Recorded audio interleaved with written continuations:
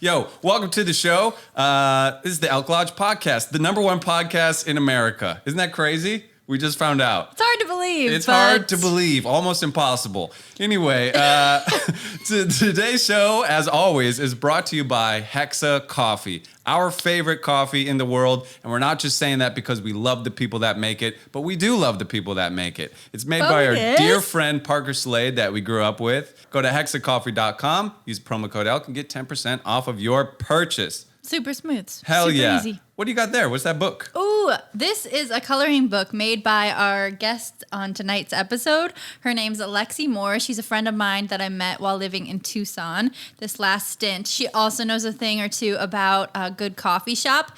And this is her Disgruntled Barista coloring book.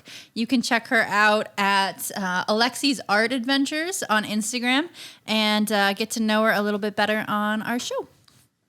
Hell yeah. Check it out.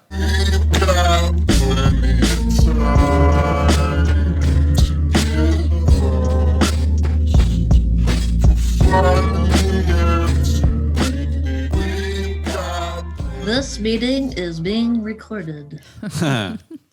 Alexey Moore, it's you. You're really there. Hey now. Hi. Second time, we'll take it. Yeah, I know, right? Don't even exhale deeply, okay? Keep everything pent up. Yeah, Stace. It's like when like the cable would not be working on the TV. It'd be like, okay, it works. Like nobody move, like. Oh man. Well, Alexey, thanks for doing this. You're in. Have we met? You guys have we met at probably at the annex, right? At the annex before. Yeah, briefly. I know all about you. Oh, wow. Well, great to see you. I know a lot about you as well. And especially we've been enjoying your book.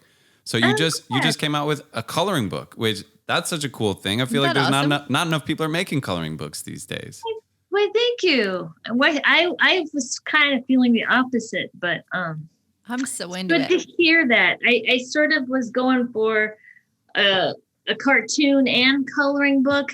And then there's also the insert inside, which you so delightfully colored. I did this for all these baristas now that have children. So they can, when the kids were annoying, they could just hand them this insert and they could laugh. Get busy, kids. Yeah. Read cartoons, see? I see. So the insert is almost like a decoy, and then they can enjoy the rest of the book. Yeah, there you go. And that was my intention. Also, it kind of wanted to like make it be a bunch of things. I don't know. So it was a long pandemic. Was this was born in the pandemic, or I thought you had been talking to me about this before, right? This kind of idea was born when you lived in Portland, wasn't it? Actually, Connecticut. That's where I started my long wonderful barista life. Okay. I was a barista in Connecticut, in Tucson, in Portland, and it's sort of based on my stories. That one's kind of based on me. It's my alter ego. Lorraine, right? Sort of a love letter to food service because it paid so well. I got so far. It feels so good on your feet, Yeah. So many No, they perks. wear the shirt too. I don't know. Mine was in mine's in awesome. the laundry. I feel so rotten for not having it on, but I'm like, I appreciate it. You've helped me get decked out, and But it being in the laundry means that you've been wearing it, so that's it's a at least great good. tee. It's got the comfy fit. It's got all your local coffee shop heroes. It's great. Yeah, it's styled out. So are all these based on real people? Yeah. Very. I would say that one person is usually a bunch of people, right? But the visage is usually one person. Okay. So this was a girl I went to art school with, but she's based off of an old boss I had who couldn't look more different than this girl. They're all based on a bunch of people. So it's a cartoon I've been working on since the 90s. Wow.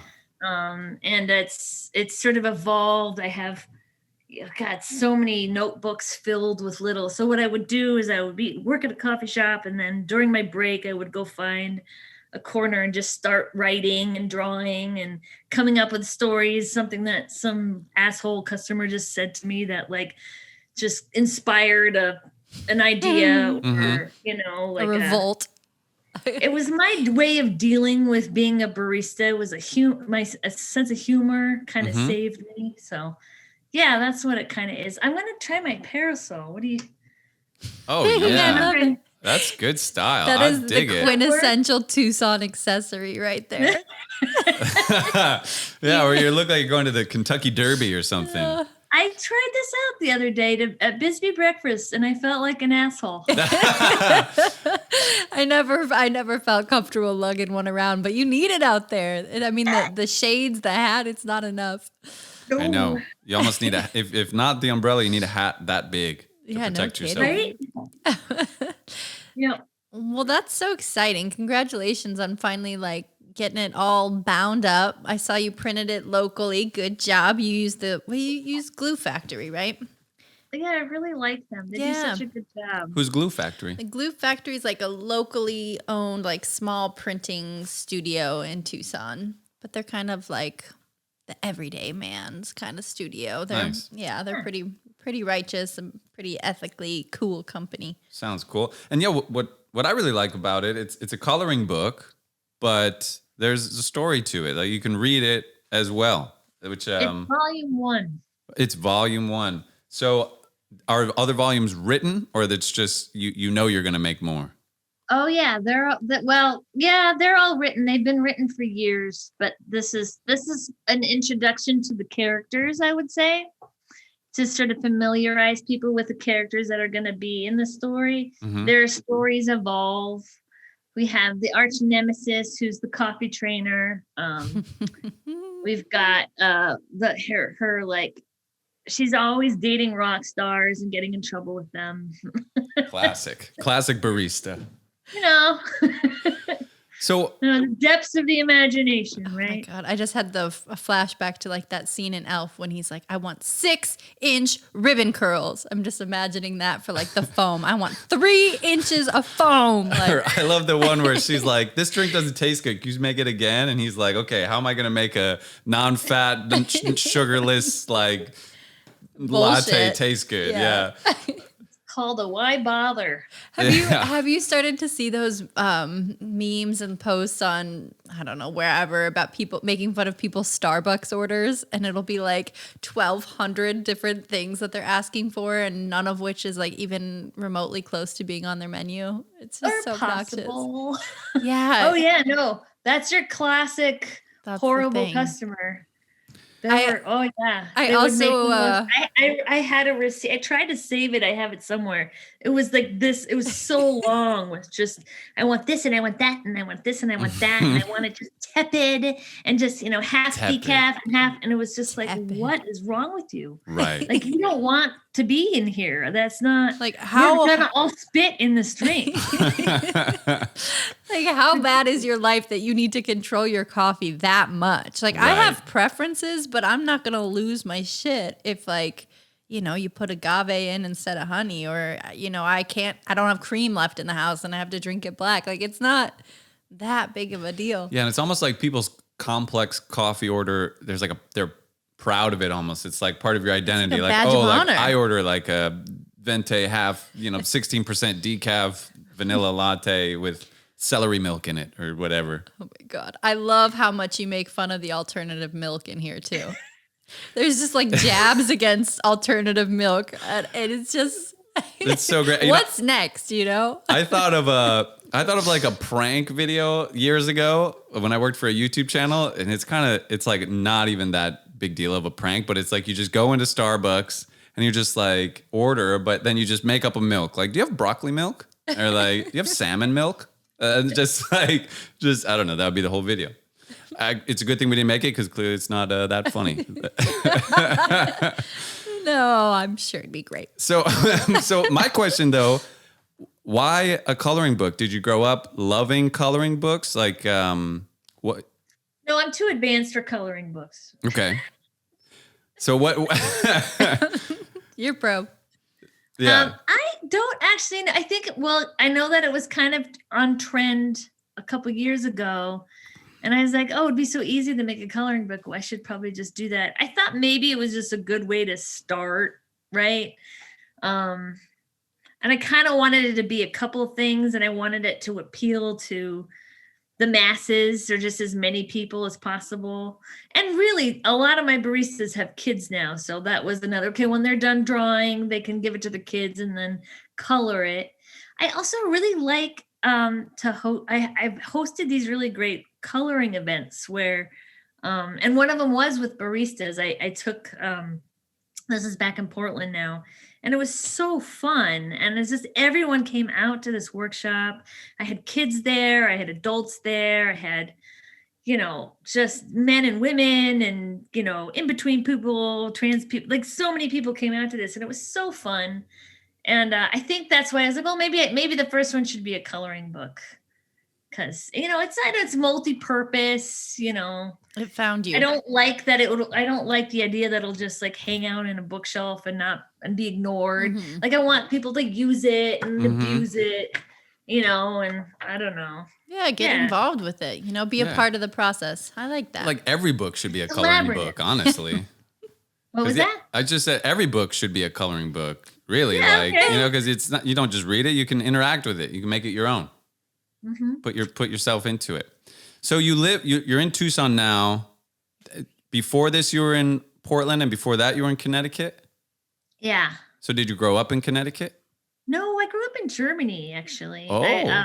My father he taught English for the military. Mm-hmm. And but since he was just a teacher there, we were civilians.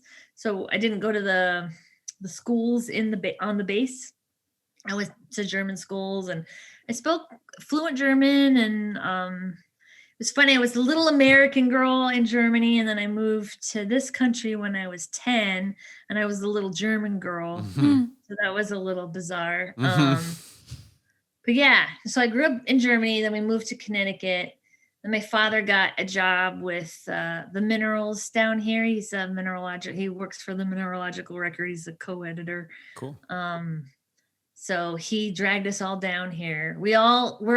Everyone in the family is very independent. So we all went on our own. He came first, and then my mom followed 2 years later. And then I went because I kind of lost my job up in Connecticut, and I was sort of tired of that area. I had all the jobs I wanted there. So I had worked at all the coffee shops, Mm-hmm. but too. Mm-hmm. It was this little dumpy town called New London. Wonderful town. I love my hometown of New London, but it, famous for whaling. So they aren't really, they're a little defunct now. Yeah. They've got nothing going on. No. So when you're 10, was that your first time in the U.S. moving to Connecticut? Yep. Mm-hmm. And what was no, go ahead. I visited here a couple times for uncle's weddings and things, but yeah, it was my first. Was it a big culture shock for you coming from? What I'm was still not quite over it? Yeah, still in the shock. Still shocked. Shell shocked. What was like? What surprised you? What were you like? What? It's like that over here, or like Everything. I was in Germany. I went to school in the city from a little town, a little farm town called Schupp, and I took a 20-minute train ride and then 2 buses to the city. And I was pretty independent for a 9-year-old. I mean, there were a lot of kids doing it with me, but and then I moved to this country, and I just felt like the loser cruiser, right? The big yellow bus, the school bus, like that. I think I was like, you've got to be kidding me. You're like, I have to ride in that thing? Oh my gosh. And I made it in Germany. I never missed the train. I never missed any of the buses, but I missed that damn loser cruiser every fucking day. You didn't want to be on it. Yeah, you were in no rush to get on that thing. Oh, you're just out there every day waving it off. Sorry, I can't make it today. Yeah, I missed it. They're like, no, just get on. We'll see stop you. for you. You're It's here. like, yeah, you're like, You made it. No, I was didn't. late. Rules I are insist. rules. Move on. Do you still speak German? I speak. I have a 10-year-old, 12-year. I guess a 10-year-old vocabulary that hasn't been used in about 30 years or something. Yeah. Well, you're going to get to practice. You mentioned you were going to Germany in October. I went back once since I moved. I was 17. I was kind of a little shit. And the town I grew up in was snowed in, so I couldn't leave. For 2 weeks, I was in this little town because it was literally snowed in. Trains weren't leaving, and it was pretty disappointing and depressing. And I was in a foul place. I mean, you did say you were 17. I mean, so. As a teenager, I was a pretty shitty teenager. So this hopefully this one will be better. Yeah. I mean, you can only go up from here. Right. So what's on the to-do list while you're over there? Or are you trying to play it cooler than that? What's the deal? Well, my father, he goes pretty regularly. Before the pandemic anyway, he goes and he's a reporter for the Mineralogical Record. So he reports on the big mineral shows that happen. The biggest one is in Tucson. There's one in Denver, Colorado. There's one in Saint Marie, France, and there's one in Munich. And this is the Munich one. So he goes there and he reports on the show for the magazine that he works for. So we're just kind of going to go with him, me and my boyfriend. And I think we're going to stay 2 weeks, not just in Munich. We're going to travel around Germany, and some of my old friends, they're going to tour us around. And I think we'll go up to the Mosel where the wine is made and maybe see that. Plan. What was that? That sounds like a smart plan. Definitely. Yeah. It's a good stop. Good stop to hit. Either Oberstein and Heidelberg. We'll have 3 days, just the two of us, and we haven't made any plans intentionally because, maybe we'll go to Paris. Yeah, Nice. Who knows? We probably won't. But. Well, 2 But you weeks. could. 2 weeks in Europe, you can go to a lot of places. I feel like. Yeah, because everything's so tight there. Everything's so, it's such a small country in comparison to the States. So yeah, I'm really excited. Yeah, So you are can do you some are you damage. guys going to the gem show also while you're there, or Yeah, but whatever. what? Go I'm ahead. curious, what the news is for these publications. It's like a major discovery was made, and the largest amethyst record was just broken. Like, what kind of things is he writing about? Well, he jumps around. These are just about the show in themselves, Okay. and kind of like the actual scene and who's got what, and there's the kind of like gossipy what dealer you can get this from and what dealer you can't get that from, and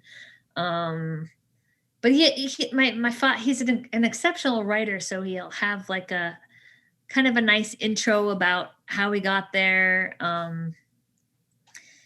He also, however, writes like has his major articles too, where he writes about new discoveries and new locations where they, find new. God, he would kill me. Minerals, Minerals, but like locales, like new locations where they find this hot spots, incredible Proustite that has never been found in this particular place before.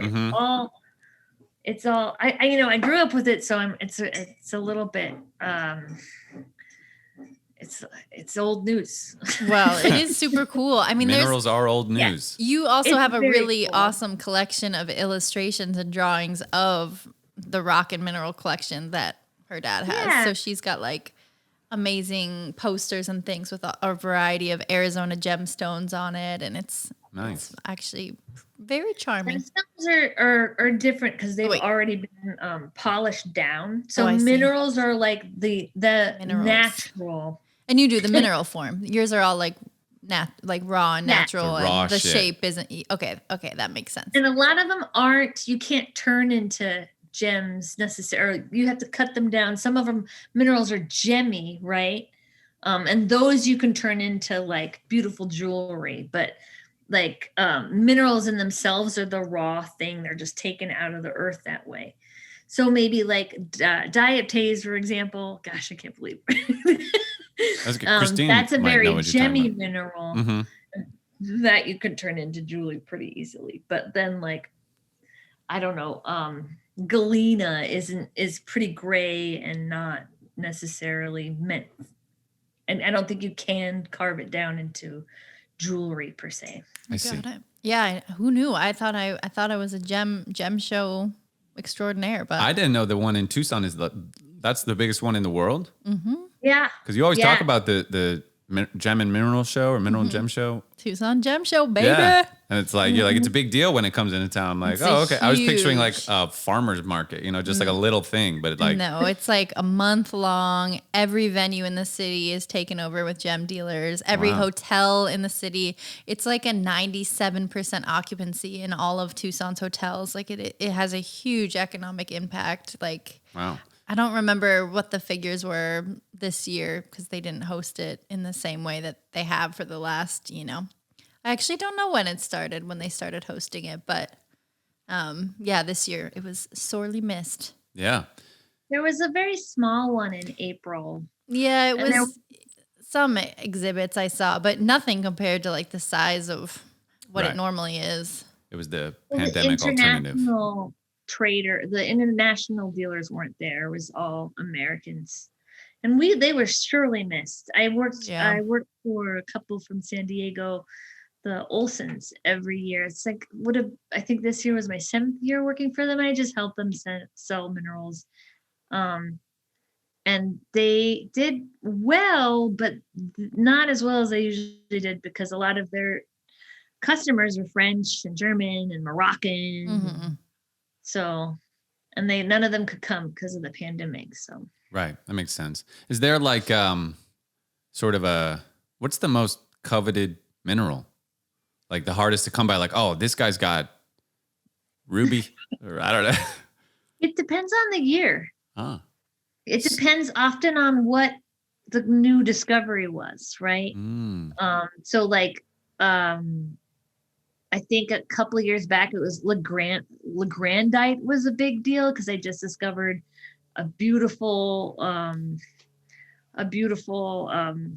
pocket. They're called pockets Okay. in the earth of Legrandite crystals in, I want to say, Mexico. Hold on a second. Okay. Mexico's rich that way. That's where Yeah. a lot of those like crazy large amethysts and stuff come from. Wow. It kind of looked like this. See, that's a bad. Nice little golden Wow. yellow color. And so someone Love just it. comes upon this randomly and then it's like, oh, we better tell somebody, or is there a way to sort of hunt for it, like track it down? Well, there are people that know what they're looking for and they know how to look for it, and it's their life mission and job to find these things. Mm-hmm. But usually it's a big, Bisbee, Arizona, for example, is famous for their copper. And the whole city is sort of built around the copper mines there. There's a lavender pit, beautiful city. You're familiar with it probably, Christine. Yes, I love Bisbee. Yeah, Christine Oh, always yeah. talks about it. I haven't been yet, but I certainly will be going at some point. Oh, it's such a special little town. I Yeah. love it. But they're known, and they were initially mining for little crystals of azurite and turquoise, and they were mining for the copper, and they use the copper for pipes and Mm-hmm.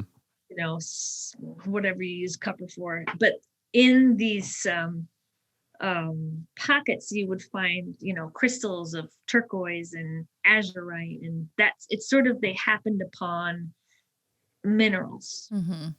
mining for something like copper. Gotcha, right, or is a big one, or But sometimes people do find these things accidentally. Like there's a cavern system, like, I don't know, maybe 30 miles east of Tucson or something, called Karchner's Caverns.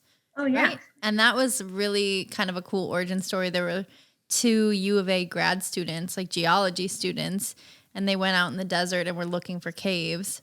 And basically there's certain like indicators, like when you study geology, you learn to recognize like what the hints are of where you might find these things.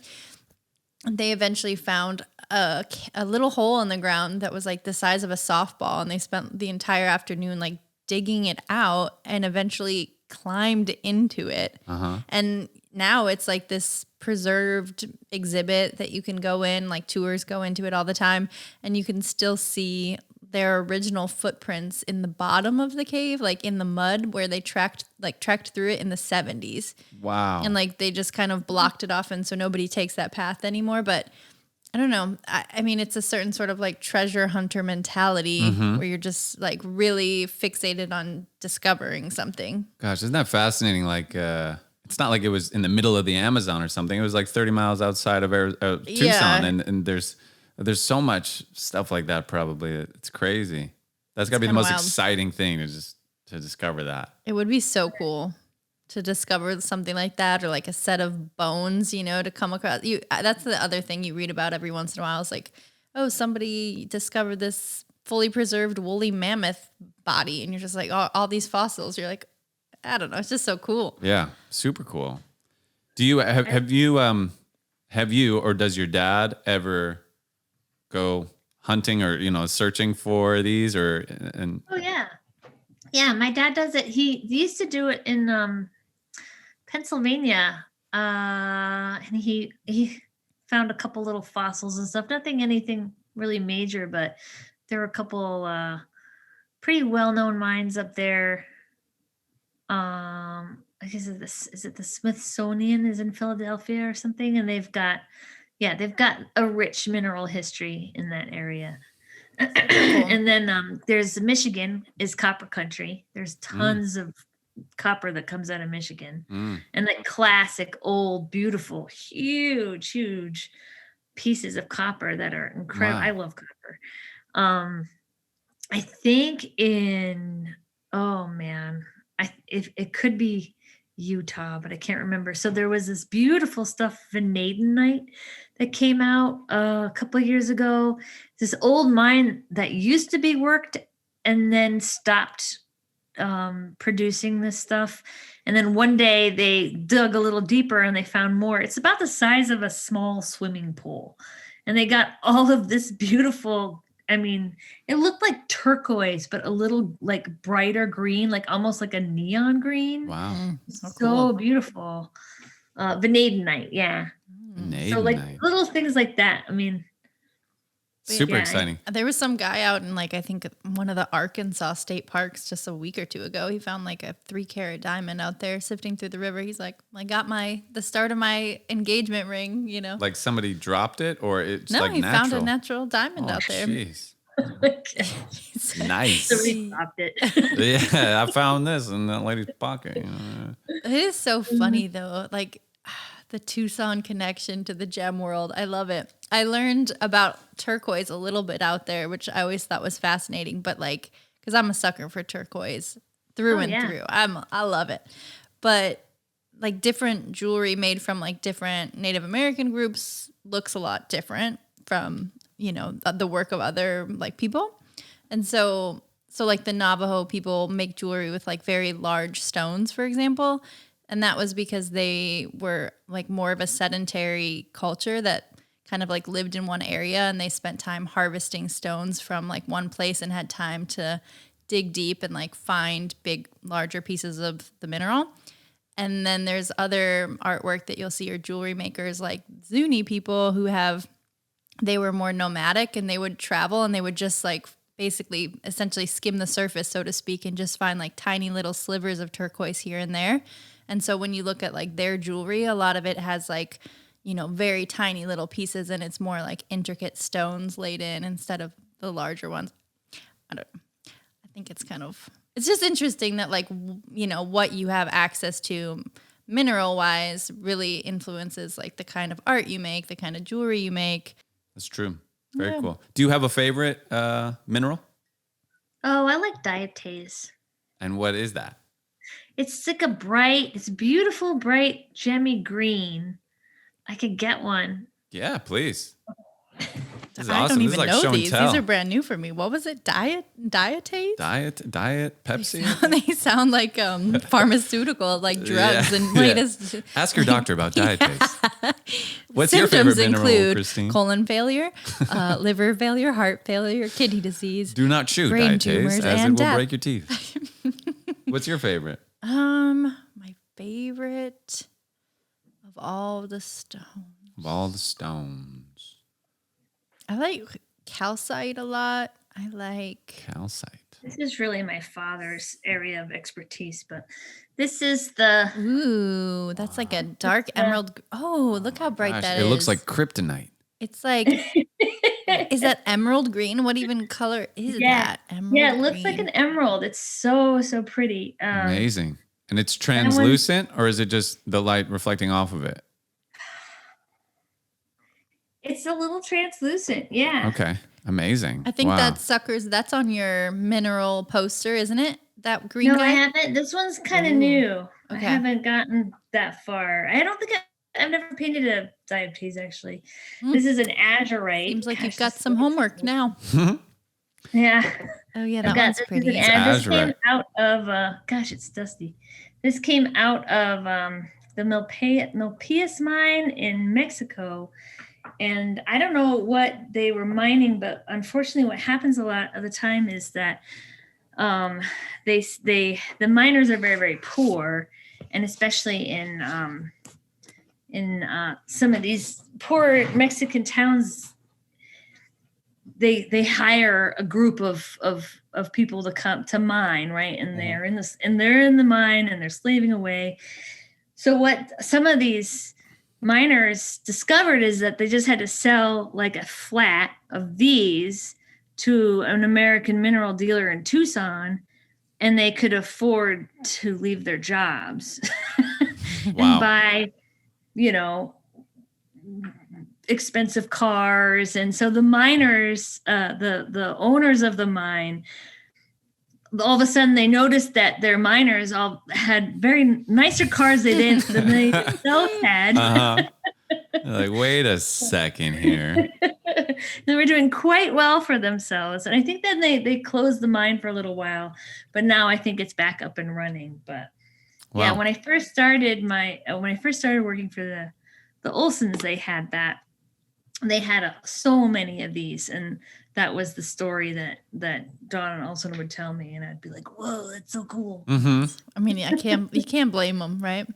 Yeah. Wait, so go next ahead. question is, do you charge your crystals and minerals? Do you like put them in the sun, charge them up, that kind of thing? Because people do that. Yeah. Do you why think not? there's any magical powers to the crystals? No. Wait, Gosh. how? I'm liking you more and more, Alexey. This is my kind of. We're gonna be good friends. Okay, but how? Let me ask you this: if you walk into a room and it's painted black, and everything in the room is black, all right, that's one vibe. It's everything's made. Let's say the couches are made of leather and the floor is made of concrete.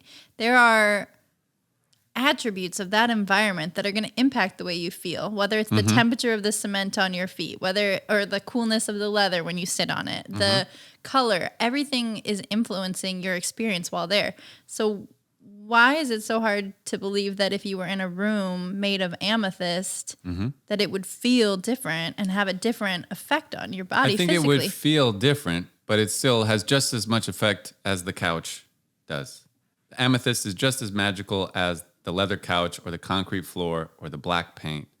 I It's know a the vibe. leather couch is probably more comfortable. Yeah, you might not want to fall asleep, take a nap on the amethyst. I just think that building materials make a difference. You feel a certain way when you're, in a log cabin surrounded by wood versus. Oh, yeah, I agree. You know what I mean? So I to think me, it does. You do feel different, but I don't think there's magic in it. Just like there's not magic in I the wouldn't wood or say- in the concrete. I wouldn't say magic, but there's certain physical properties that you're gonna notice. I think what you're talking about is probably artistic temperament.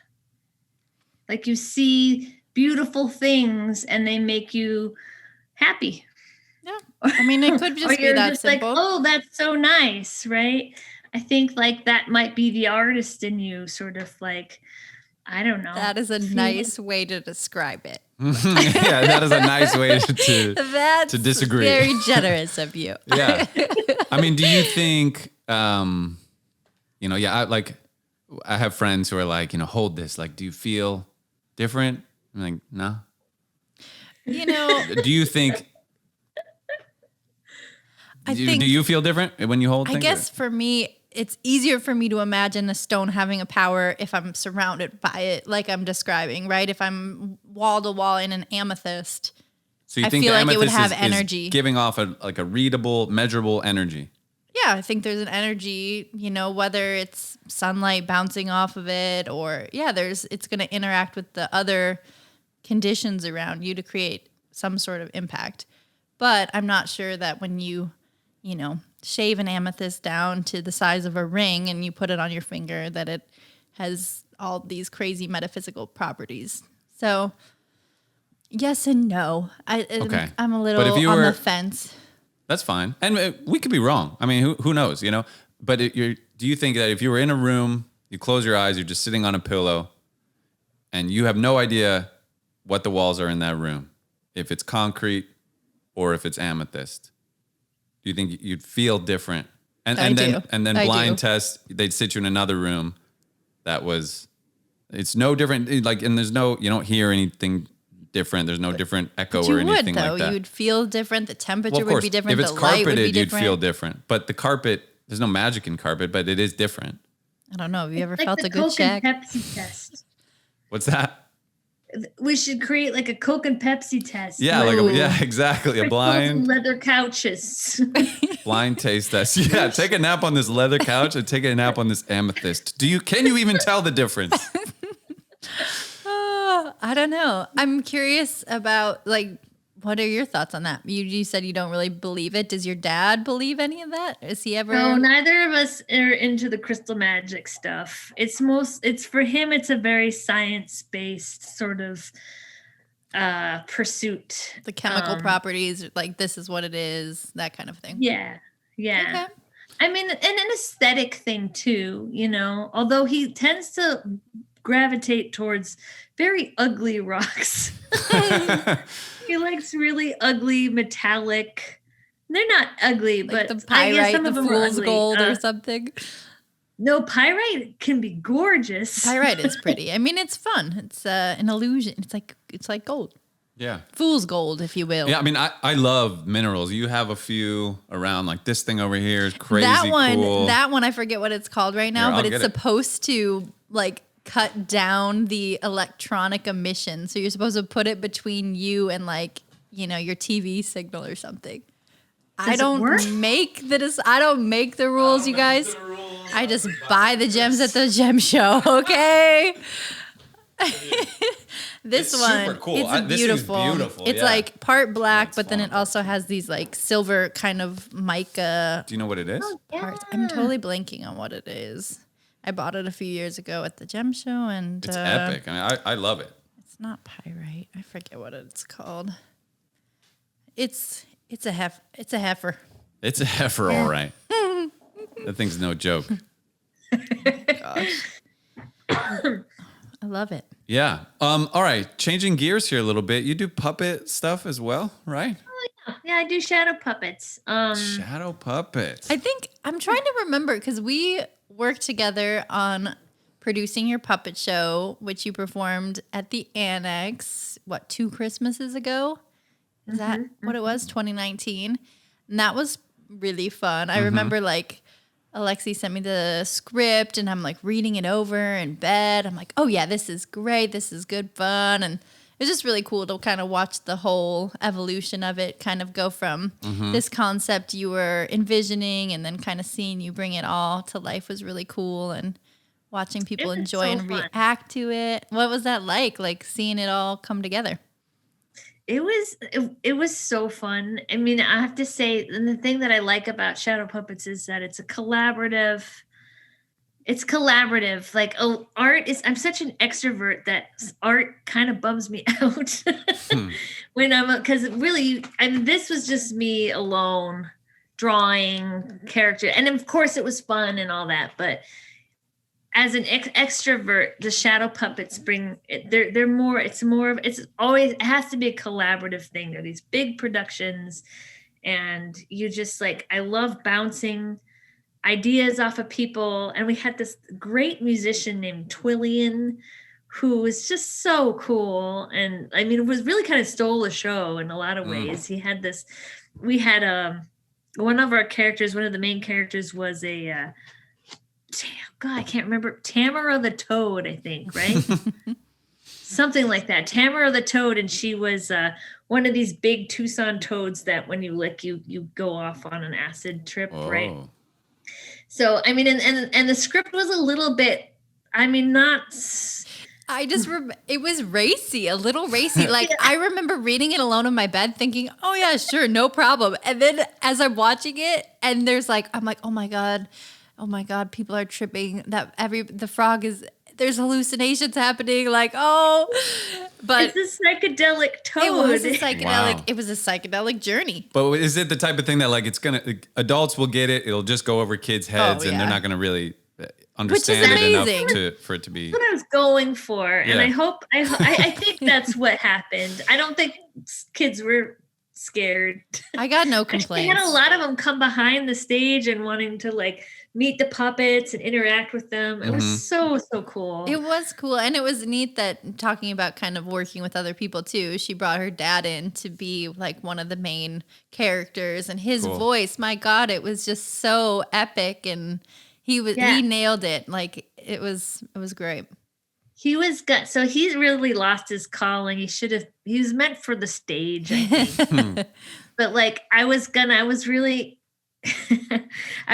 have him narrate everything but the little girls, like loosely based off of The Grinch Stole Christmas. Okay. But it was Krampus in Dreamland. I see. And I don't know if you know, Krampus is the antithesis to Santa Claus, where Santa Claus rewards good children. Krampus punks bad kids. Or like, and it's a German tradition or a Scandinavian tradition? Somewhere back, Eastern Europe, old folk tale. Some of them are very demonic, like very dark portrayals of Krampus exist in this world, like super, super creepy. Yeah. So I was hoping, I kind of turned him into the Grinch a little bit in the script. And so there's a little Loohoo character. There's a girl that comes at the end and kind of changes his mind about his crampy ways. And I was gonna get a kid to voice that character, or I sound like a 3-year-old, so I was gonna maybe if I couldn't find a kid. But my dad did such a great job with the little girl. Oh, wow. That's amazing. It was so ridiculous that I just kept him on there. Because he narrates the whole show. Gotcha. And that's the one part that I was going to take him out and introduce another voice. He just carried that torch all the way. He carried it through. I mean, he did such an excellent job with her. It was so funny that I kept it for the end. And yeah, it was so fun. And then the musician we had was pretty special. What was he playing? Synthesizer. I have no idea what he did a bunch of synthesizing. It was this big. He pulled it out of like this little toy box, and it was like just a little box of buttons. And he was like, he's this little nerdy, wonderful person. And he was like, I found the toad sound. And he pushes a button. It's like, nice. And it was the perfect sound. And then he would just like, I don't know how it was I don't know what that thing was, but it was, it was a little computer program that had loops in it. Gotcha. And, cool. Yeah. When did you first get it or get started on your puppet game? When did that happen? Oh, I was in art school. In Portland, and my friend Paul, who's actually in my book here, I call him Vern. Well, it's his visage. It's not actually him. He's the one. Vern works at the diner by day and plays experimental art rock by night. He actually was the puppet guy. The experimental art rock at some point included a shadow puppet show. Oh, cool. And so, yeah, so him and me started it together. I was in art school at the time, and then I used puppets as my main thesis to graduate art school. Oh, cool. And that show was about I tried to get environmental. It was about too much plastic in the oceans, and my uncle he's a sailor, and he sails around the world. He builds these wooden boats, these big schooners. He lives in Port Townsend. It was kind of about his life living on a boat with his family. His kids were born on the boat. They traveled all over the world, and it was sort of about him. He narrated it, same as my father narrated the Christmas shadow puppet show. Mm-hmm. He narrated it, and my aunt narrated it, and they went back and forth, and they told their story about traveling the world, and then slowly like beginning to notice these pollution in the water and these plastic islands, right? There's just like all this plastic in the water, and then it sort of like went through the disintegration of, ocean health. And I went a little dark. I killed a couple whales. You know what? Whatever. The whales are fucking dying. It's about time we talk about it. Yeah, you didn't kill any actual whales. You're just sounding the alarm. You're just telling people. Yeah. And okay, this might be a really dumb question, but a shadow puppet show, that's like there's light projected on a screen, and you're, if you want to make it bigger, it gets closer to the light or whatever, and it's all projected shadows on the thing, right? Like on like a sheet or something. Yes. So Alexey made these incredible scenescapes. They're like these beautiful, it'll be like the town. And so then you have, the town from above, and then the characters will like enter the scene. So the background would change and be projected throughout the story. And then, I love that. And that's kind of cool. Like for kids, there's almost a magical element of like, how are they doing this? Where they want to peek around. Like, did you find that with kids? Did they want to kind of like learn about it and like play with the light and cast their own shadow and stuff? Yes. And actually I ran a couple shadow puppet workshop for kids. Oh, cool. Where we built puppets together. We just cut them out of, I like to reuse materials. I don't like to like buy new or anything. So we raided a lot of garbage cans. We went dumpster diving and stuff for cardboard. And then we would cut these characters out of these materials, and I would bring all these materials to these workshops and have the kids cut them out with me, and then we would put them on the stage, and those were always really fun too. Cool. Yeah, I bet. Here, I'm gonna grab a couple. Oh yes, please. Wow, I'm loving all the show and tell. Yeah, we're getting lots of show and tell. I feel like wish we had more gems or something to show. Oh yeah. Trying to feel the gem power, huh? Yeah, I want to feel the power. How's your coloring going? You're good at this. Like if I did it, I don't think it'd be this good. Were you always good at coloring books? Yeah. Well, I always colored in them. I was bad for a long time. So this is actually from. Oh wow. From my uncle's show. This is my aunt and uncle. Oh, gosh. Wow. You can kind of see them. They were on the boat. And I built these big boats and these big whales. This was one of their kids. She has a raft. See, so you get these little dowels for the joints so you can bend them. These are old. I think I'm a little better. Oh, here's this one. She's also my aunt. See the little summer hat, and this is her. They're so charming. She's got a baby in her arms. And do you? Oh yeah, this is my cousin. Nice to meet you. They're 20s now. Oh, just went to her wedding, but she's held up holding pretty well. She's attached by Velcro. You can take her off, so she can go explore the boat. Yeah. Nice. And when you're doing the performance, are you just holding it, or are things like with sticks? Are you moving things? Yeah. You attach sticks to them, and then you prop them on the canvas, which is projected. The background, which is usually based on is one of my drawings, right? So for the Krampus one, I drew a background of. it was a Tucson at Christmas. And then Oh, I love that picture. It was so beautiful. yeah, thank you. And then I had a medieval village, and the scenes would happen right on top of these projections of my drawings. And I would prop the puppets onto the stage, me and my boyfriend James, and we would sort of create the scene. Yeah, he was a trooper. He really dove in. Yes, he was wonderful. Yeah. It was really great. It was just the two of us, and I mean, yeah, it was kind of a smaller space. So, and then Twillian was behind us with his little box of on board. Little button box. Correct me if I'm wrong here, but you went full time as an artist since I've known you, right? That was something I think you started doing within the last few years, right? Yeah, I have the opportunity to, mostly because I live with my dad, so I don't pay rent right now.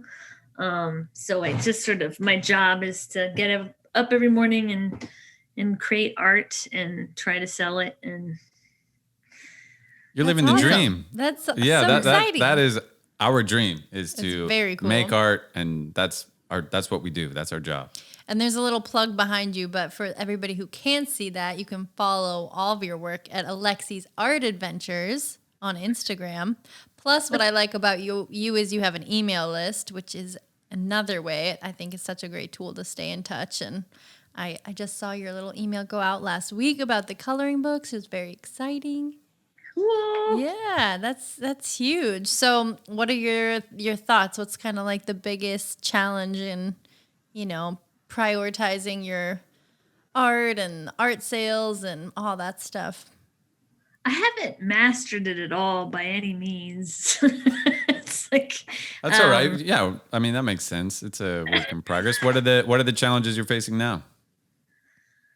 Oh man.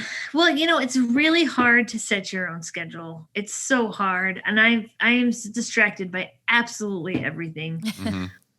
I think I'm reading 6 books right now. I mean, that's pretty hard to do. I have trouble in between projects. Kind of like I stepped on the keyboard. I have too many ideas. I overwhelm myself a bit. Been there. I mean, gosh, there's so many things that I could say. Or yeah, it's funny. It's like, you're your own boss, but like you're a really cool boss. You're a really lenient, cool boss when you're your own boss. I would be the same way. Like it's going to be that's, I think, the big challenge is like. What I found is I am such an asshole to myself. Oh, like you're really hard on yourself? Oh yeah. I mean, it's something that I'm like really actively working on, but like I just have all these inner voices that are just like, you are not good enough. But we all have those, right. But I think some of us have louder voices than others. Yeah. So that's not fun. But then I can't really seem to keep down.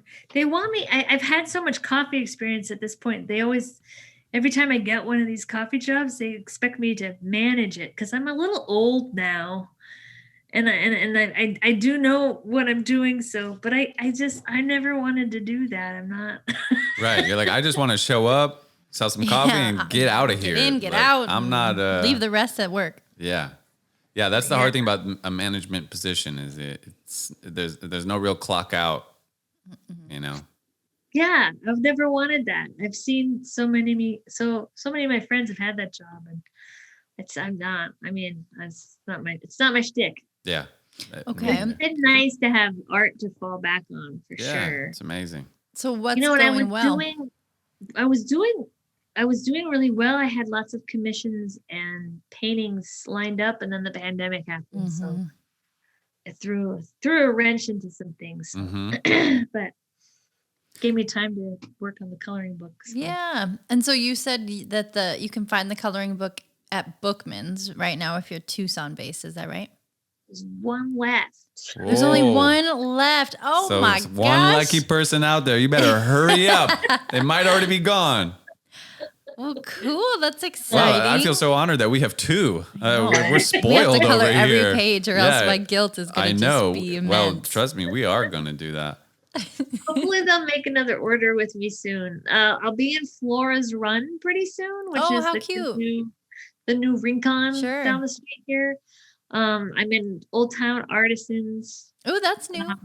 Yeah, Congrats. and hopefully I'll be in Bisbee books and the Bisbee bookstore in a little while. I don't have that one yet. I don't want to Don't listen to me. That's so exciting. Yeah, so, congratulations. Yeah, I mean, what's that like? I mean, that's talk about like just feeling awkward. I mean, it's got to be super hard to walk up to these places and be like, here's this awesome project I've made. Do you care about it? Like, that's Oh my hard. God. Do you Dude, feel it's like horrible. you're pitching it every time you walk in? And It's so uncomfortable. yeah, I mean, It's so uncomfortable. Sometimes I'm like really, sometimes I'm really good at it, but then other times I'm not. So Flora's Run took me like a month, and it's only because they were just opening, and then I kept I left a book there for them to look at, and they're like, yes, this looks great, but we're not really open yet, so come back in a week. And then I came back a week later, and it was just ongoing. They're like, well, the manager's not in right now. Come back. So I finally got the right person to talk to, and he came out of the back and he's like, "This is funny as shit. We want this." So yeah, it took a while, and most places are like that. You have to persist. I know. And then Which, as an artist, we're so quick to be like, "Oh, you don't like it? Okay, that's fine. I figured you wouldn't like it, so that's okay." You don't want to be like, "Are you sure?" Or like, "Let me talk to somebody else." or just start crying. Yeah. Or this is all happening through the tears. Yeah, you're like, "Okay, it's fine. I don't love it either." It's fine. Like, I'm not that. Like, I'm more than this. This isn't just me. It's good. We're good here. I'm gonna go. Yeah. That's totally what I usually do.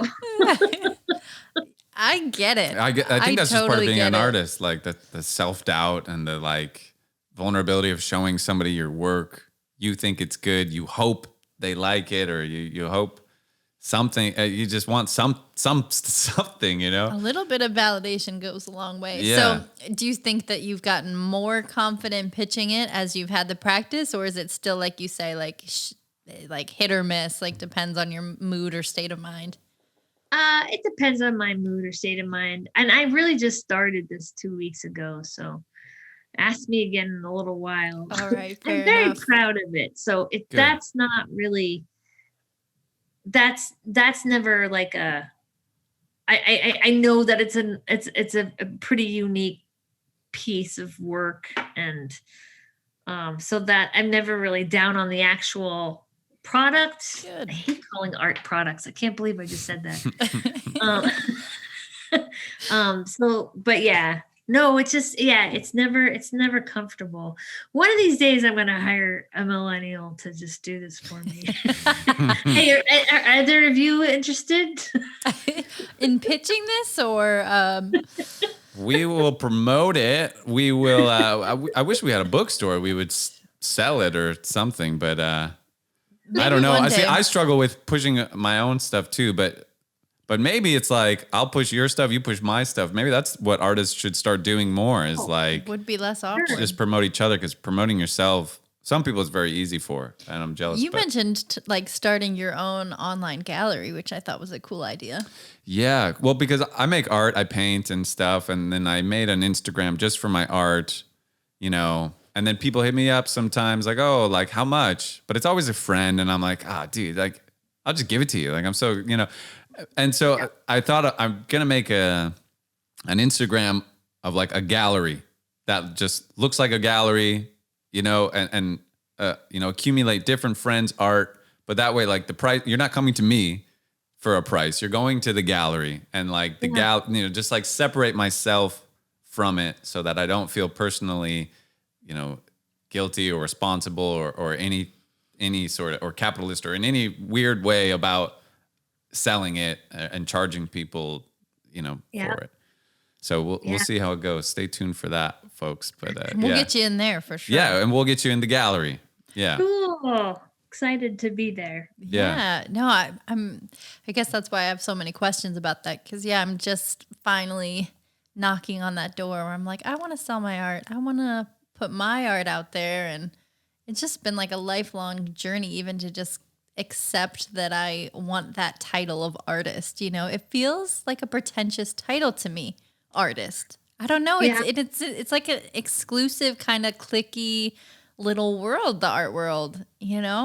Dude, artists are such assholes. I mean, they certainly can be. They don't have to be, but yeah, I mean, and it's just, it's hard not to fall into that trap of like comparison, which everybody knows you shouldn't compare your work to other people's, whatever, Sure. but like try not to. It's advice you so quickly give other Yeah. people, but it's hard to convince yourself of Sure. it. But you're an artist through and through because you've been writing your emotions and expressing your emotions through some sort of art form your whole life. No, I know, but you're not I've been denying myself that realization like my whole life. Like it never seemed appropriate to call myself that. And I don't know, I guess. Pshaw. What'd you say? Pshaw.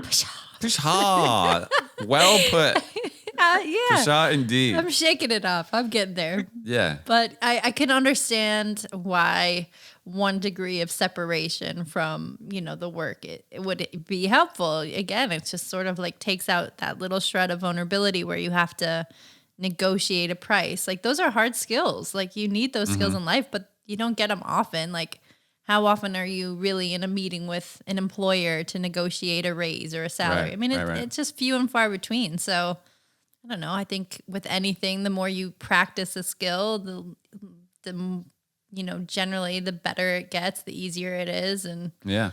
I guess that's why like an agent or a manager is actually pretty valuable for an artist because they're not sitting there like, no one's sitting there like, God, Will Smith is such a dick, for charging me so much for being in the movie. And Will Smith's like, look, it's not me. Like, talk to my guy, Yeah, this guy's, he's tough. He's a tough negotiator, my lawyer or my agent or whatever, it's like it is nice to separate yourself and not be the person. So we need to create like a robot, like an AI that negotiates art sales for us. Probably already out there. It probably is. surely. Yeah, that's probably very expensive. Let's hire the millennial to track that down and just set us up for success. Right. Once and for all. Yeah. Man. But yeah, that's really cool. I'm glad you've taken that plunge. Yeah. Well, when I went back to art school, I was 30 and I got there and I was surrounded by teenagers or 20-year-olds and it was uncomfortable. They weren't, it was uncomfortable. They all, of course, like knew absolutely everything. And, and I was extremely intimidated by a lot because a lot of them were incredibly good at their craft. And yeah, it was a very humbling and intimidating experience. And I'll probably pay for it for the rest of my life. What, shaking off the imposter syndrome or what? No, the student loans. The loan, Oh, I yeah. see. It was a very expensive lesson in humility and well, I'm glad to hear that you're proud of this because you should be. This is quite an accomplishment to finish. Just bringing something to the finish line is something I struggle with all the time with all my art. You birthed this little baby. Yeah. So and it's a really incredible thing. Yeah, this was really cool. Thank you for being on our show. Thank you for having me. Yeah, It's so nice. Hopefully it wasn't too scary or No, nerve-wracking. I don't know. No, I know I felt bad. We were late to send like the Zoom link or whatever. I'm like, she's probably just sitting there by the computer, just waiting for us to call. That Twitching a anxiety. little. Yeah. Any second. Yeah. Oh my gosh. Well, what else? Are you doing anything crazy in the summer? You said you're kind of saving up money, wasting time, making art. Yeah, that's pretty much really, I think it was 104 today. Ooh, yeah. But Ew. You're missing out, Christine. Yeah. You know what? That is the only part of Tucson I don't miss. Really?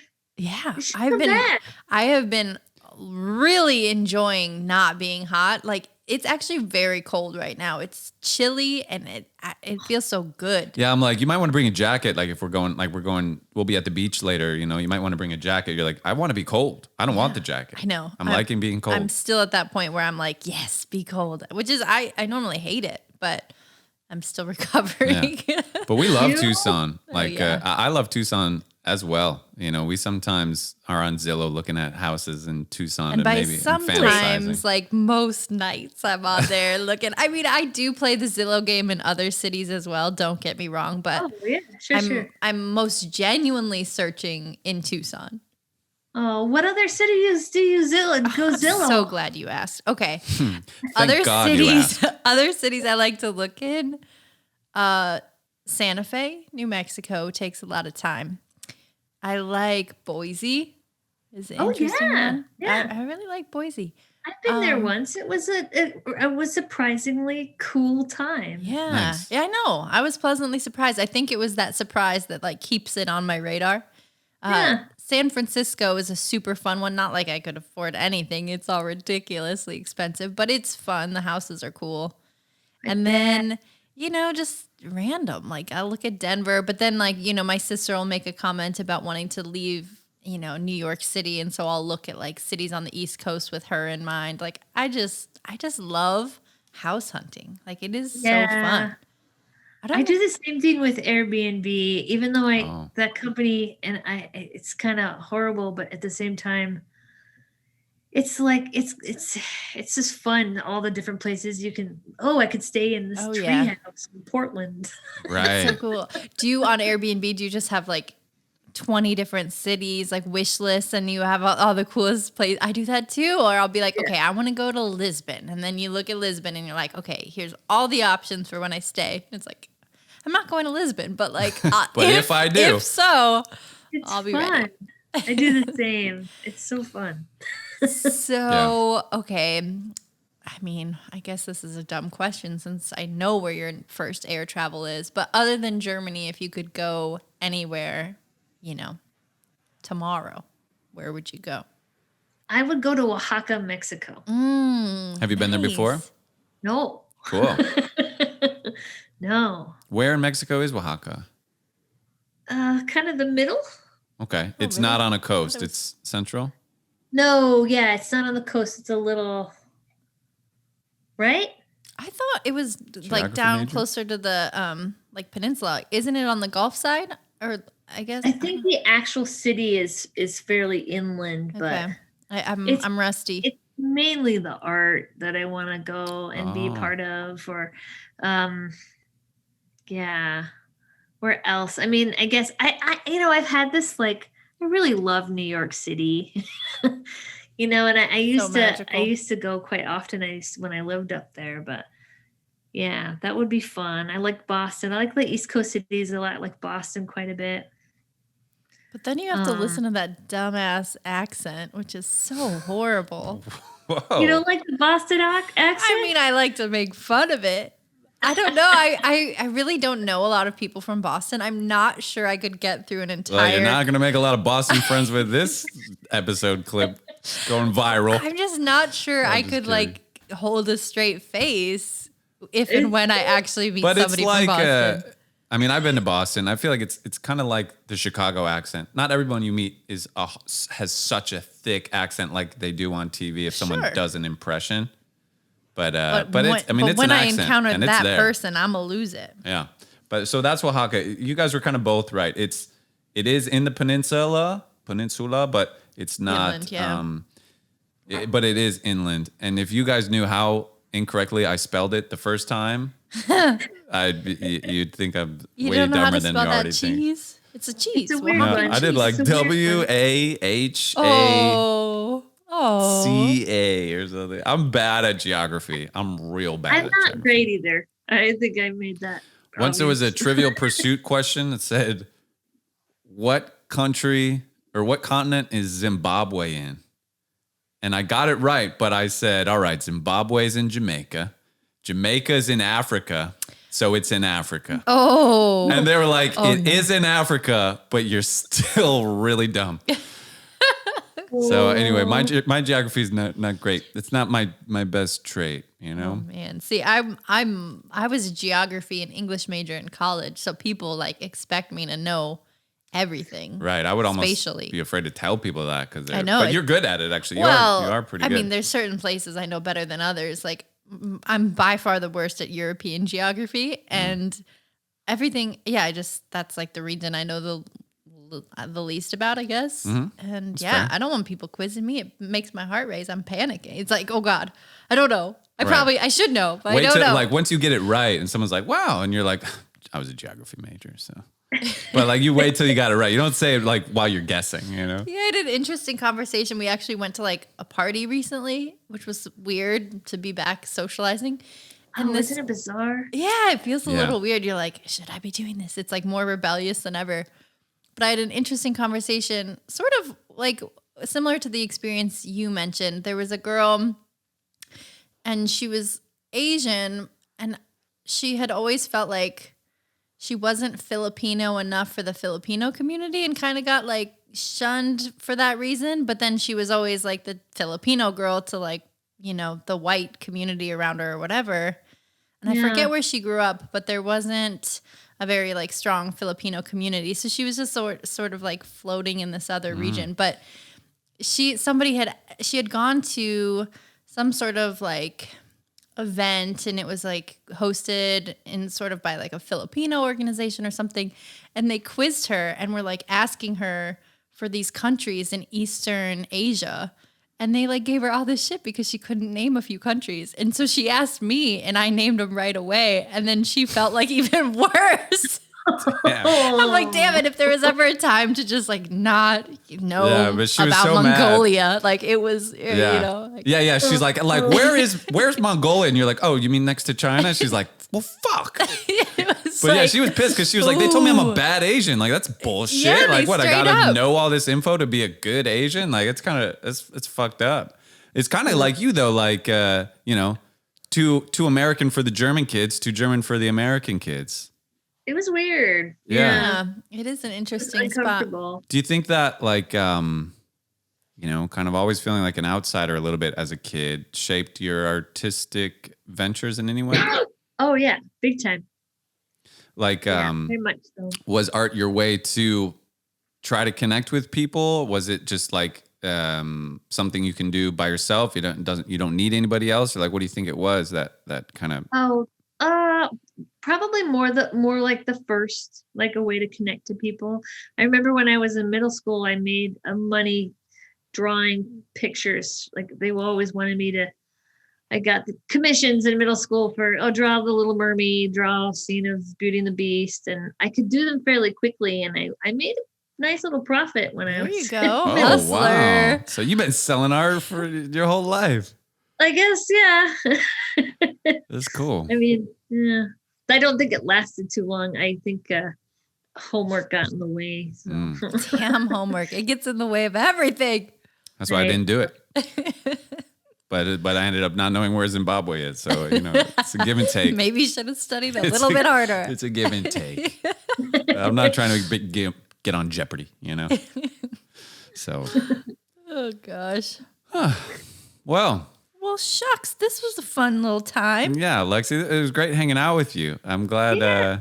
I'm glad we did this. This was awesome. I love these when I know not very much, you know, and it's the podcast is such a great way to get to know somebody. So thanks for doing this. Okay. Yeah, it's been fun. I feel rotten, but I was trying to picture like where we met. How did we even met? I emailed you about a summer market. Ah, yes. Yeah. And then I think I wanted a layout of the land of where you were going to put me. And I think you really just wanted to get out of the office because you're like, I can meet you there. I mean, that was my job. I had a very that was one of the best things about my job. It was like do what you got to do, go where you got to go when you have to go there, you know? So it was like, oh, I'm needed. And I'm probably going to need to get a drink at the bar immediately after. Yeah. Oh, you need me at the Annex? You I'll need be me there. at the Annex right by I'm my favorite actually bar? already Okay, there. I'm already cool. there. Yeah. That makes sense because it was like a virtual connection, which I was like, I couldn't visualize like one moment, but that makes more sense. There it is. And I think I remember when I first saw you, you came around the corner and everybody had a question for you. Everyone was like, and it took you a little while to get to where I was. And I liked you right away. And then I think we were just sort of making fun of something. I can't remember. Probably, yeah, I accidentally, well, this was when the market actually happened. So like technically this is the second time that I met you, but I accidentally took this woman's spot and she just gave me the stink eye all through the market, and she was such a bitch. And I think I kind of made fun of her, and you sort of did it as politely as possible. Like, yeah. sort No, of I was under your breath completely neutral, I'm sure. Yeah. Very diplomatic. Yes, extremely diplomatic. And no, it's God, those markets, they're still organizing them. Are you going to jump in at all this summer? Probably not. I don't. I mean, if it's not It's Christine kinda running hot it, out what's there the and point? it's expensive. It's actually, it's like $40 to buy in, which isn't so bad. But it's still $40. I know it's a risk, but I might if I felt like honestly, I told myself I wasn't going to this year. I was just gonna like build up work so I would have stuff to sell at a market at some point. But I do keep getting like these kind of very attractive ads about join this market or join that. And I am tempted every now and then. So I'm not sure. It might be a good way to encounter new clients, even if you don't sell anything at the market itself, but it's sort of good exposure, like $40 for some decent exposure and making some connections, add to that email list. That might be worth it, actually. yeah, you could bond with the new me. Yeah. See, I don't want that. Good. I don't want you to either. I'm just kidding. Who is the new you? I guess you don't work for them remotely anymore. I don't. I wrapped that up completely. But the new girl, her name's Hannah. She is a florist with Blue Maven. Okay, yeah. And I think also a local musician as well. I don't know the name of her band or if she's just doing solo stuff at this point, but super nice and kind of, has been a part of the Mercado district for a while now. So yeah, and they got a new person doing social media as well, who's also a photographer. So it's working out well for them because they have kind of the in-house photography component. So I'm finally not needed. To replace Christine, though, it takes two people. Actually, there was more sure. than There's that. more than that. Yeah, at least two. There was like 3 people pieced together my job. I believe it. You were like an octopus walking around, helping everybody, taking. You were impressive to watch. Ooh, thank you. I think I might have burned myself from both ends there, but I miss it. It was such a fun job. Like overall, I have only kind of positive memories, but nostalgia could be a bitch like that too. I mean, there were hard parts. There was no joke working 12-hour days like in 105 degrees. I mean, I would literally have like a Camelback and just fill, like, I remember drinking like 6 liters of water and not even going to the bathroom. Like I couldn't drink enough water. And you're walking, you're moving all day. Yeah. It was crazy, That is impressive. It was a good, fun time. And it was so cool because it was so social, meeting all sorts of people and everything. But I'm really, really hoping that I can make it happen and come back for like the last weekend of August for the summer night market and just be in town. So maybe I'll go to that one. Yeah, I'll definitely let you know if I make it because that is my plan for now.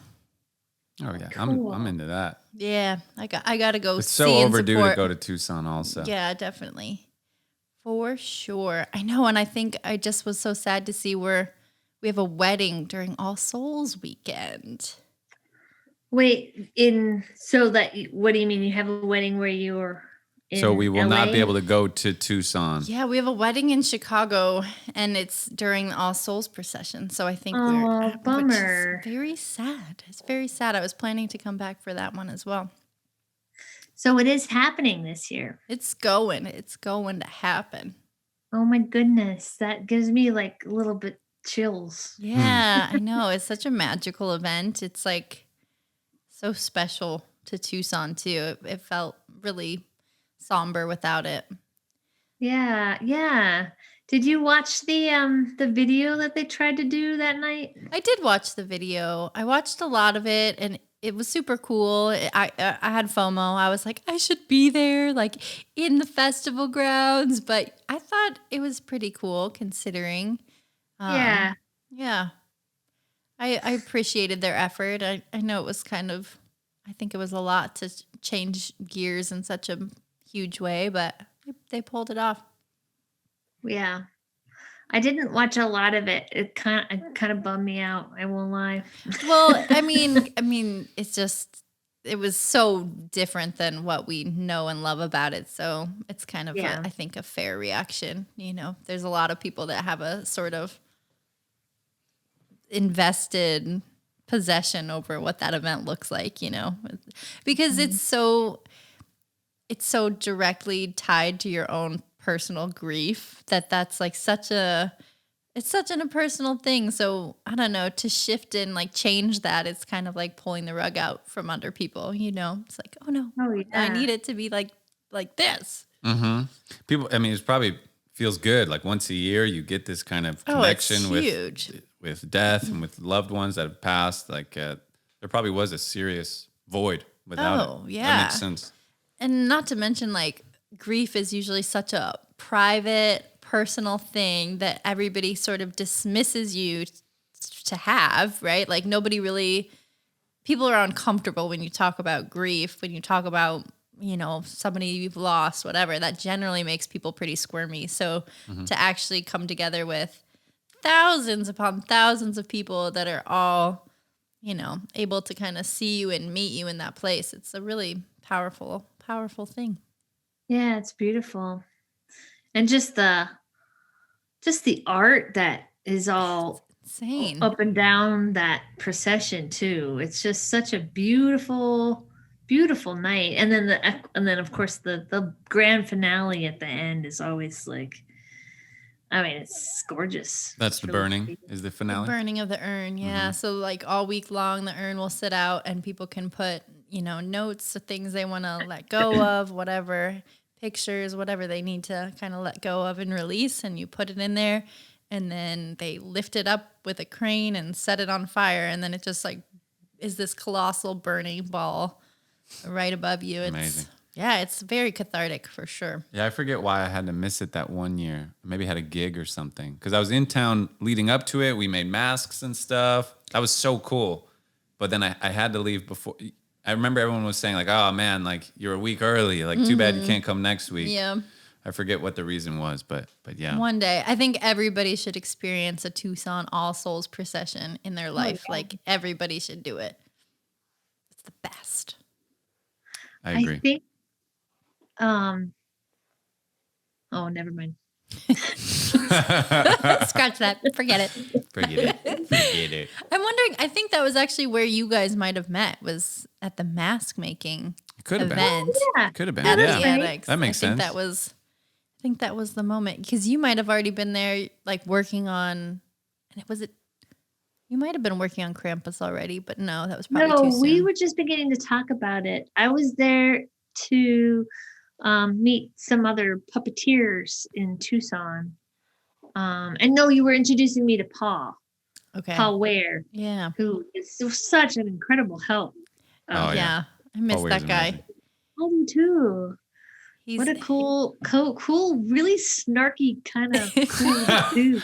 he is, you know what? He's earned it. He's just like, I mean, he's like nobody else out there. You know, he's just such a whiz when it comes to like productions and pyrotechnics. And I mean, it's a very specific set of skills. And he works so hard. Like I feel like he loves it. Like he loves I don't know, like staying up all night. He's like, we got to be up all night. We're building this thing. And I think it kind of, he feeds off of it a little bit, but gosh, that guy works hard. It's everything. I mean, he's definitely one of the hardest working people I know. Like, yeah, he's impressive. As long as my days were, he always closed up after me. You know what I mean? Like, right. It was very seldom that I, left before him. No, the opposite. Yeah. Stayed after him. Yeah. That's the one. Thanks for following along. Yeah. Good thing. We're paying attention. Listening. We're paying attention. We should have Paul on the show sometime. I know, and I was kicking myself in the butt recently because one of our guests was talking about who's Weir? Bob Weir of the Grateful Dead. Yep. And I was forgot, Paul Weir, that's his uncle. Paul Weir's uncle is Bob Weir from the Grateful Dead. And I was like, I totally forgot to even mention it. So take that, Grateful Dead fans. You deadheads. I know Bob Weir's nephew because that's a cool thing. I remember Steve was stoked about that when I told him. Oh, yeah? Yeah, because he was obsessed with Bob Weir and the Grateful Dead. Yeah. See, I got to connect my dots more often. I never quite got that scene. The Grateful Dead scene? Understood that one. It's a specific cup of tea. Respect and admiration for them, but yeah, I don't know. I get it, but I was never bit by the bug. No, me neither. Quite. Is that what they say? I don't know what they say. I don't know what. I thought that was the groupies have a saying, as the Deadheads say. I was never bit by the bug. I got pricked by the scarlet begonia. yeah. I don't know. I mean, they've got some cool songs, and they're a cultural phenomenon. Yeah, I appreciate them for that. Yeah, I remember their art always stood out to me more than their music, honestly. Like their poster art and stuff. Right, that teddy bear is probably more famous than they are. The teddy bears, but also those scarlet begonias and the skeleton. Mm-hmm. Yeah, I remember feeling really blown away by that when I saw it. Yeah. I remember in high school, I guess I was 15 or 16, right? And my friend was the same age, and Jerry Garcia died. And she had to stay home that day because she was so sad about this. I mean, he was a little old when he died, right? And she was like, he was my soulmate, and he was my and I was like, he was in his 60s or something, 70s. What? Mm-hmm. You're like, it's my age. Okay. Grief has a funny way of being, you never know when it's gonna get you.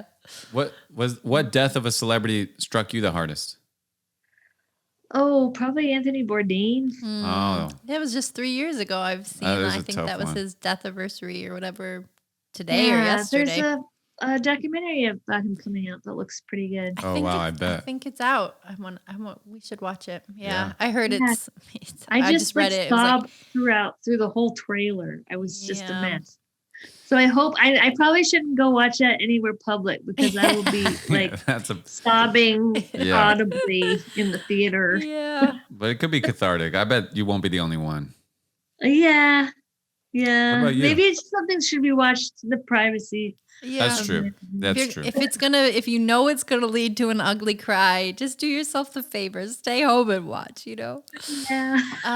It didn't move me emotionally necessarily, but I think I've mentioned this one to you, but the weirdest moment for me was when Michael Jackson died. I was at a White Sox game and we were just sitting there, and you could see the news spread like wildfire. Like one by one, somebody would hear somebody they were sitting next to say something, and they'd be like, oh my God, did you hear Michael Jackson died? And I would just watch it move around these people, and it was so bizarre. I'd never it spread through the whole stadium. And you would see people get the news alerts and pull out their phone and then say it, and then it was like a game of telephone. It was just, Did was it very bizarre. eventually culminate into an announcement or something like that? I don't remember. I just remember like the feeling of just watching the news travel. Wow. I'd never seen that happen before. Yeah, I've never seen that. But it was just like, everybody was talking about it. Mm-hmm. Yeah, that was a big one. Mm-hmm. That was a big one. Yeah. God, then all the stuff that's come out about him since just kind of, he was like everything that's good about America and everything that's very, very bad about America. Like he was just like a culmination of just, you know what I'm trying to say? He Sure. was just, He was the best and the worst. Story, right? Just, and now it's just like, I kind of I cringe. I mean, if funny enough though, I think that his music will probably rise above some of this yucky stuff, but I don't know, right? I think so. Do you have trouble separating the artist from the art? It depends. Yeah. It depends, right? Like, I mean, Picasso was kind of a jerk, right? But that one I separate easily. I don't know. Michael Jackson, I go back and forth with that. That one's a tough one. Yeah. I think, okay, let's like Bill Cosby, for example. That's something that we have to remember. The Cosby Show was by no means just Bill Cosby. It was a company piece. Mm-hmm. That was a piece that was about a family, right? Mm-hmm. Yes, he was the director and off the patriarch of it, but like I think that show should be maybe thought about maybe more imaginatively, right? I don't know. Mm-hmm. Yeah, that's a tough one. It's right? tough, That's right? Really I mean, I think it's easier when they've passed. It's like Picasso or I don't know. You hear things about like Bob Marley was an asshole. It's like, yeah, well, he's what are you gonna do? How many wives but like did he have? R. Kelly, like like I'm not. And even if the song comes on, it's a good song, like nothing he can do is going to make it a bad song, but I'm not buying tickets to see R. Kelly, or I'm not, because I'm like in his lifetime telling him it's okay sort of, or something, or like, buying an R. Kelly CD is sort of like, I don't know. So for me, it's like if they're alive, but I don't know. That's not even necessarily true. I think I'm pretty good at separating the art from the artist, I guess.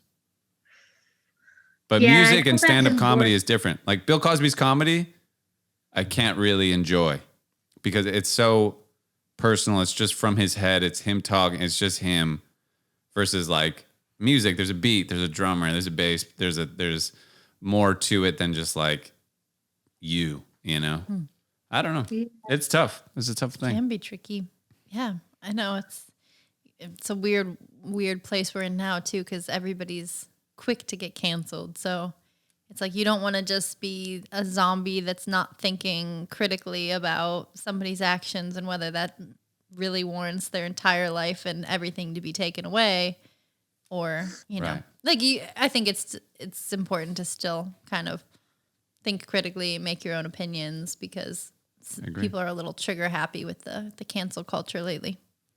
I mean, I'm glad some people get canceled. They deserve it. I think that should be reserved for people who truly deserve it, though, and not people who, make mistakes and acknowledge it and grow from it. And I don't think that people should never have a chance to come back. If every artist has to be a flawless human as well, yeah, that's not going to happen. You're not going to get any art. Your art's going to suck, Right. So that's kind of tough too. Like the chaotic, like alcoholic, like yelling at people, Bukowski kind of like that. A lot comes from that stuff. Yeah, it's interesting. Yeah. So I don't know. I think the world needs some of that. I think one example of someone that was canceled that should have been canceled is maybe Roseanne Barr, right? I loved that show growing up though, right? But yeah, no, she needed to go. Oh, she should have. And I also been liked canceled. the Cosby Show growing up. Like, like these are like the scenescape of my youth, right? But yeah, no. Yeah, it's important to separate the art from the artist, I think, especially when it comes to these sitcom things, because they're companies. They're not just one person by any means, you know. Right. Because I mean, for Bill who all of his kids, right? And Right. all Lisa and Bonet. I Mhm. don't Yeah. remember any of their names now because I'm put on the spot. But the woman that played his wife was like, she stole the show Oh yeah, sometimes. she's right? amazing. Yeah.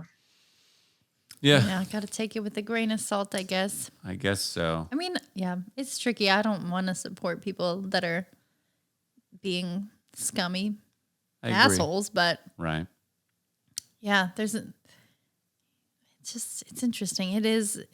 Paul always says this, and I think it's clever that we're in such like, because I just pictured Chrissy Teigen, and she just got canceled because of all of her tweets that she was bullying people on Twitter and has been for years. But it's an interesting point in time where almost everything is documented, on Facebook, on Instagram, on Twitter. Like, we are increasing our chances of making a mistake exponentially because of how much crap we document, Yeah. versus, before celebrity, there's a lot of mystique around celebrity. Like, you always wanted to try to get more information about them. You had to like take the tidbits of the little jewels of info that you could, but it was much more curated. And I mean, people still had like private lives. Now we don't really keep anything private. Yeah, and then like if Clark Gable was an asshole to a waiter once or something, like it's not on permanent record Right. either, Yeah, and no. it's like if every Didn't single go to TMZ. It didn't. Right. If everything that Abraham Lincoln said or everything that Bob Marley said and did was, or whatever, like pick anybody. If everything they ever said or did was on permanent record, they'd be on the chopping block, and it's like we have to give ourselves and each other some slack that we're Yeah. not perfect, like Well, that's, you always say it's like we're in the internet age of infancy. Like, we're just babies at this whole thing, of Yeah. having of this, time period where we live like that, where that is the norm. Like, that's a relatively new thing. I mean, our lifetime, we're kind of the last generation of kids that didn't completely have computers their whole lives, right? Like, it's Yeah. a new phenomenon that people are this immersed in technology. right. So I think like people complain like, oh, everyone's getting out of control with all this canceling and all, but it's like we're just trying to kind of figure out even how to use this thing. Like we're like 4-year-olds driving a Ferrari, like we it's so powerful and we're just kind of figuring it out, and we're making mistakes along the way and we're learning as we go. And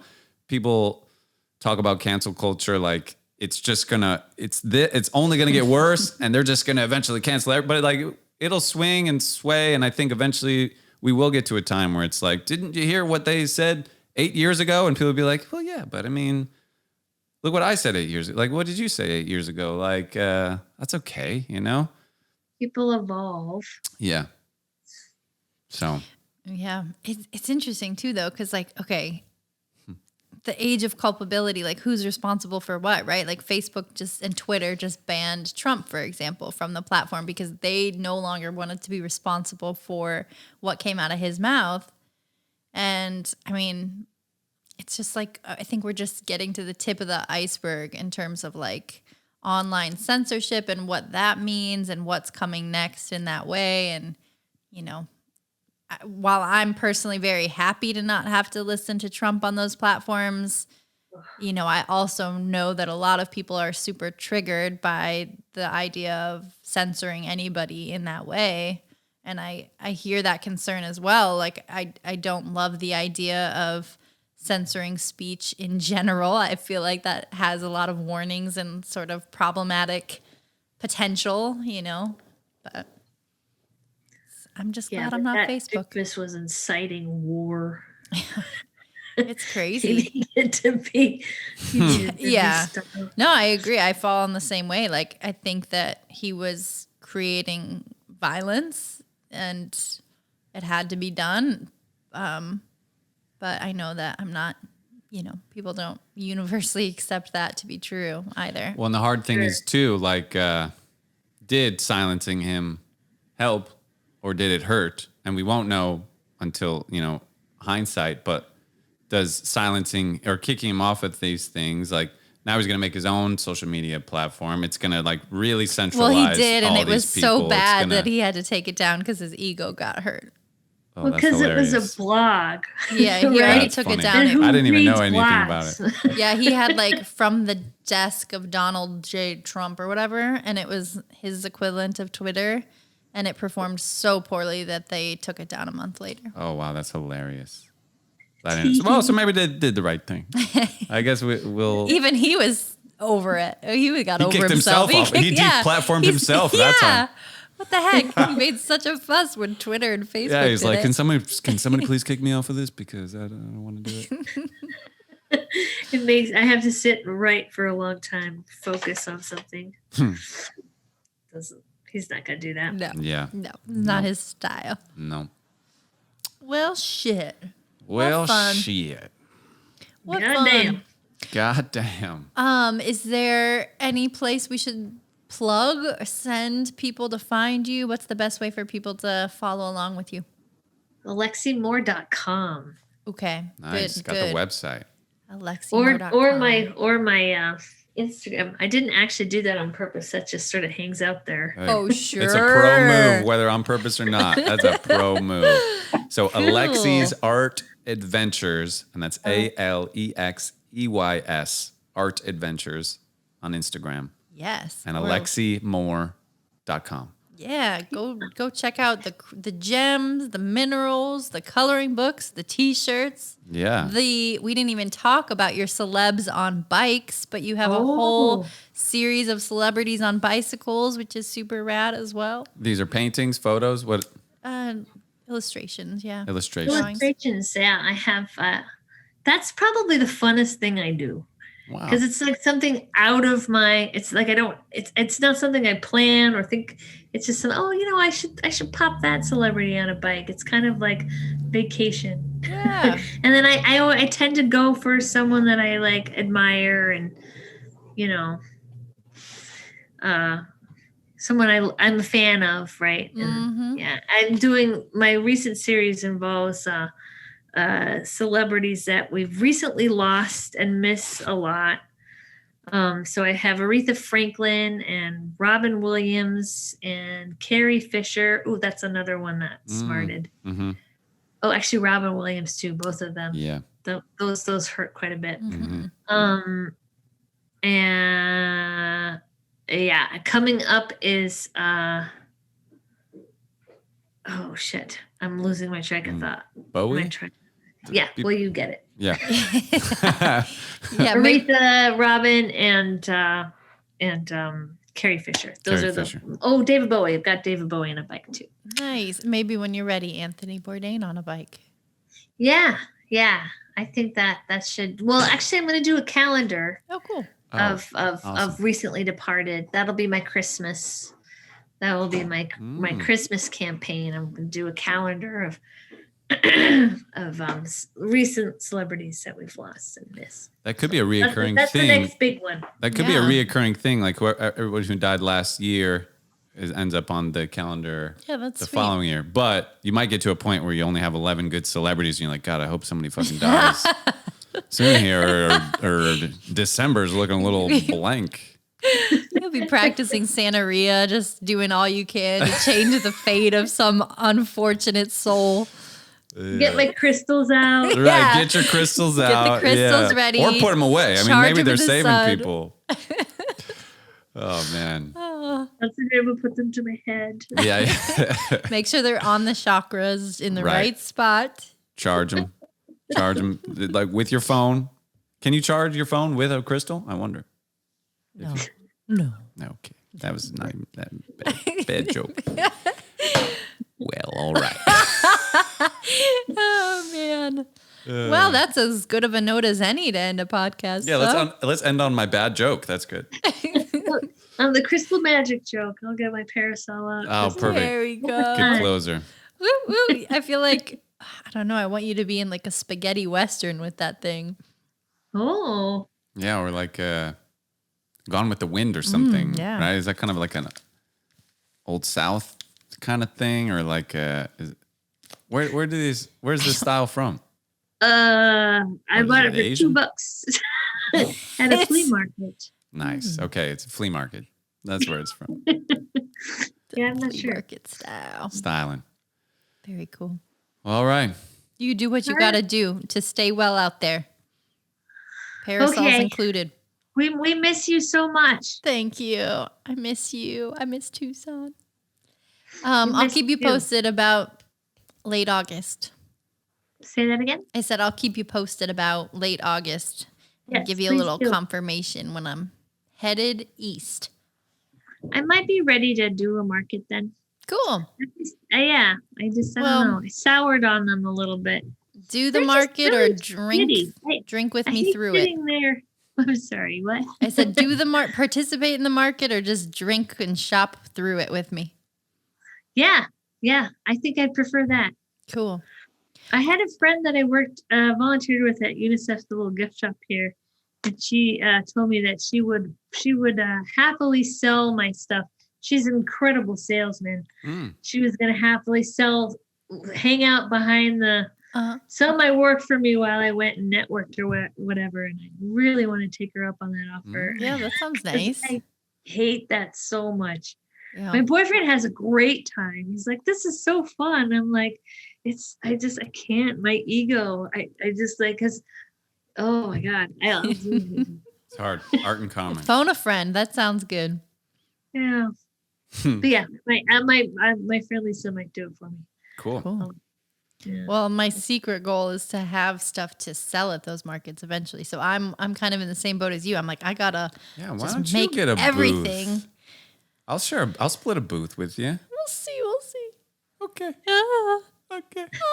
We'll be doing a live podcast too, maybe. That'd be gosh. crazy.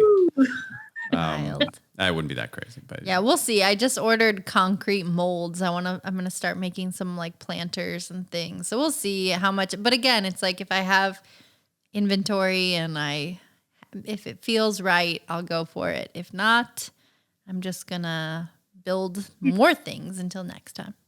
beautiful. If you share with another person, you won't need as much. You could maybe. That's You know true. what I mean? I know. I was thinking I kind of prefer to just have like a 6-foot table. That would be my hope, which makes sharing not as great, but we could just like buy the $100 tent and do the whole thing. But yeah, I don't know. I'm open. Good. I'm glad. We'll see where the wind takes us. Yeah. Stay tuned. Cool. All right. Alexey Moore, everybody. Yeah.